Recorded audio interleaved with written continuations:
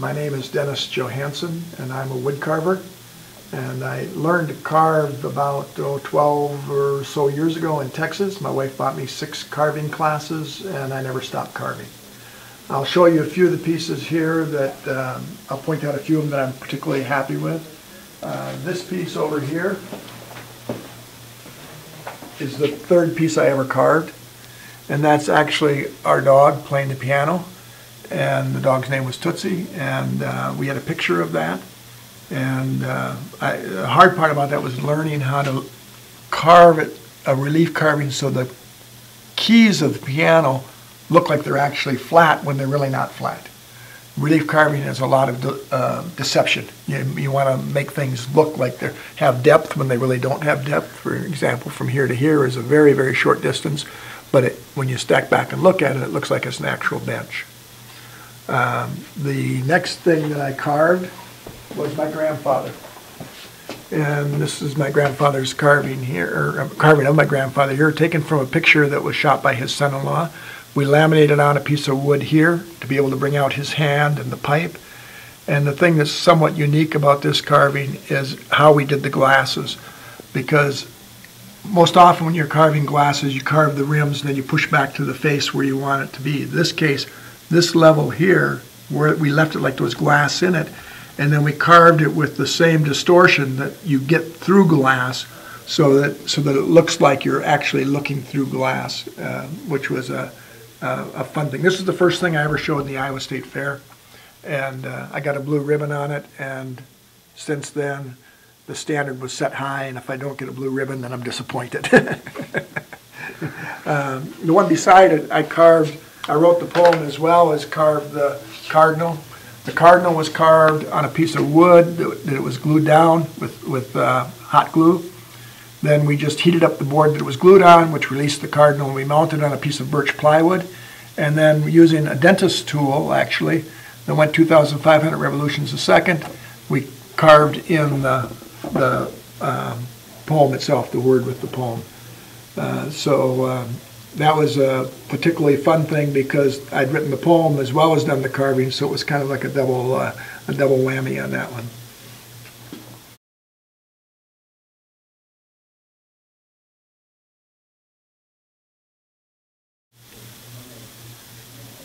And while we're here, I'll just mention this one. There was a gentleman that lived in Albia who is since deceased. His name is Paul, that taught a class and taught me how to do these kinds of frames. And this is really fun. In his class, actually, we just did the leaves that were in the corner, and then on my own, I did the grapes that hang with that. But really kind of a fun, it's an old-fashioned kind of frame. You'll find many models of that if you went into antique or scrap. And then we carved in looking like wood, like it was a wood. That was a flat piece, so we just put in the various grain of the wood to give it some texture. And over here on this table, we're talking about, these are pellet boards that were just old pellets that were just laying around, and I decided to see what I could do. It's probably white oak, maybe red oak, I'm not sure. Hardwood, but great for relief carvings. This sailboat, this is a piece of apple. The wave, it's spalded apple. And this part right here, you can see how the texture changes. That's where the microorganisms have begun to deteriorate the wood, but it's early enough that the wood is still still completely stable. And when you put a little oil on it, it just brings that out, gives it that marbleized look. And so I made a wave out of that. Then with a piece of basswood, I made the sail. And the other 2 sailboats are made out of catalpa, where you get a nice grain. And many years ago, I lived in Annapolis, Maryland, and saw sailboats that were sculptured like that out of pewter and sterling and various other metals. And I decided, well, if they could do it in metal, we could do it in wood. So that's why I created that one.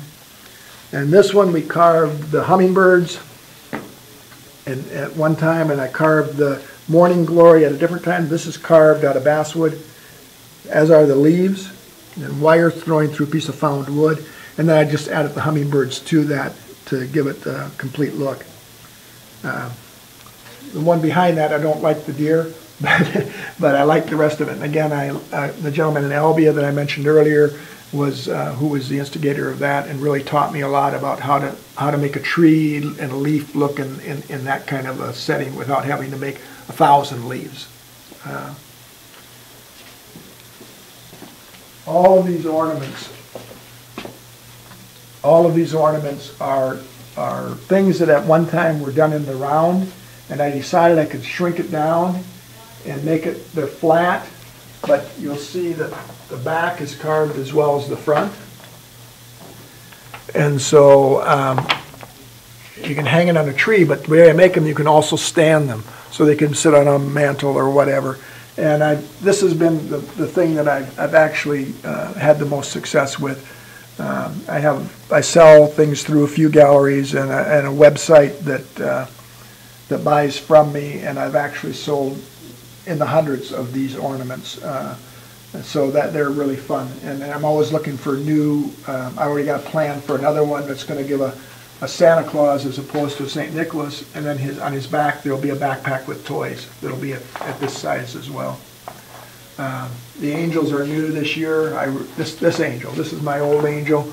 This is a new angel I came up with, a no-face angel, but again in the back you have the angel's wings, and in this one in the back the wings are gold.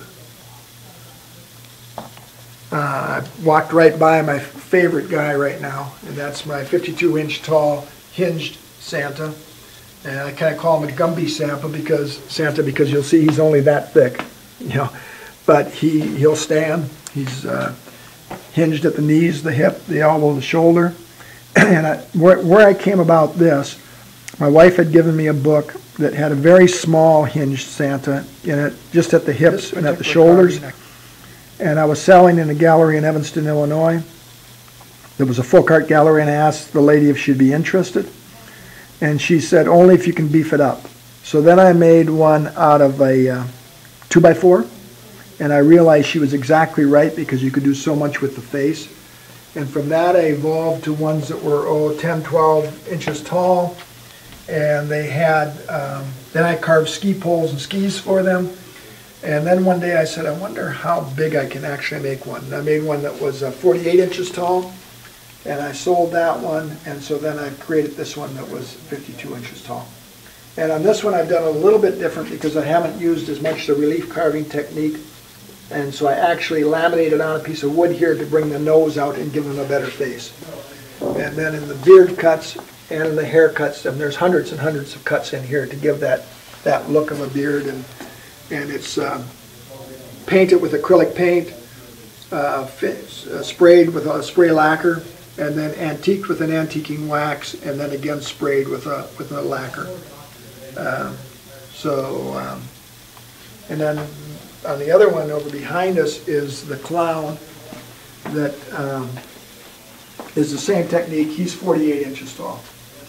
And again, because I had done the Santa Clauses, I wanted to know what else I could do, and I had a picture of the clown's face. In fact, there's a carving over here with a plaque that's just the clown's face. But I decided to just see what I could do with him, so I just carved him as I saw him, and I thought he came out pretty good. It was the first time I had carved hands, which was a little bit of a challenge that ended up with me cutting myself, and I ended up in the emergency room, so that's an expensive clown. The real fun part of that clown was doing the shoes.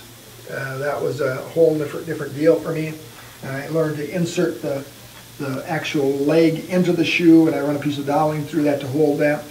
And I actually made the shoelace so they would work, so you lace the shoe. And I just, clown shoes are big, and he's got big shoes. So that was a lot of fun.